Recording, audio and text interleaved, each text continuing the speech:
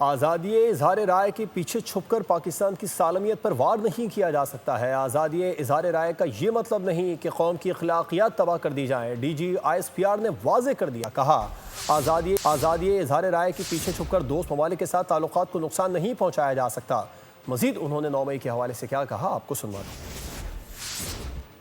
بلا شبہ آزادی اظہار رائے کا اس کا تحفظ یقینی بناتا ہے۔ آرٹیکل 19 بڑے واضح طور پہ یہ کہتا ہے کہ آزادی اظہار رائے کے پیچھے چھپ کے پاکستان کی سالمیت، سیکیورٹی اور دفاع پر وار نہیں کیا جا سکتا۔ آزادی اظہار رائے کے پیچھے چھپ کے دوست ممالک کے ساتھ جو تعلقات ہیں ان کو عذر نہیں پہنچایا جا سکتا۔